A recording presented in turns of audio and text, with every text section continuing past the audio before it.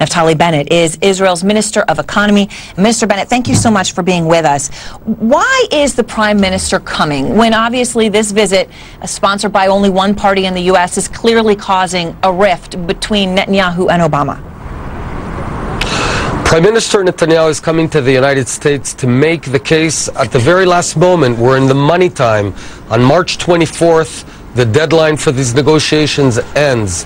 The current deal that's being discussed is a very bad deal. Essentially, it allows Iran to retain the machine that produces nuclear weapons, and it only presses the pause button, and even partially. What that means is that sooner or later, within a few years, Iran can break out and acquire a nuclear weapon very quickly. Not enough time for anyone to stop it. So we're fighting for our very survival, and we have to make our best case to the American people. Now, President Obama has addressed some of those concerns. He says, look, the year plus of delays that they've had so far on the nuclear deal haven't allowed Iran to move ahead with its nuclear program. Here's how he talked about the situation in an interview on CNN just 2 weeks ago. By all accounts, including the accounts of Israeli intelligence, Iran has abided by the terms of this interim agreement. They have not advanced their nuclear program. They have actually rolled back their stockpiles of highly enriched uranium. And so we have lost nothing during this period of negotiations. So you heard him. He says he has lost nothing. Is he wrong? The question is not whether Iran today wants to acquire a nuclear weapon. It wants to acquire a weapon tomorrow, perhaps a few months or a year after President Obama finishes his term. They're using delay and deceit tactics. So they know that the Western world has only limited patience and they've got time. But the issue is that we need to take away their whole machine. You know, Canada, Switzerland, Spain, and 20 other countries have nuclear energy, and they don't produce uranium. You don't need to enrich uranium in order to have a nuclear weapon. Iran's clear goal is to acquire a nuclear weapon, and we have to stop it. Does Israel have evidence that Iran has been using this time, these delay tactics, as you call them, to try to move ahead with its plans as you see them? Of course, their plans are very clear, but they understand now that they're under considerable economic pressure.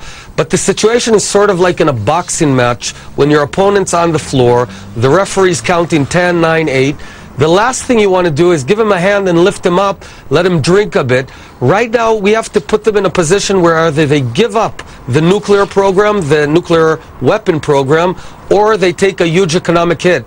We're not going to be able to again. Another threat, though, of course, would be a split between Israel and the United States, right? I mean, this allegiance is core to both countries' identities. It's core to everyone around the world, understanding that that allegiance is at the core of the Middle East.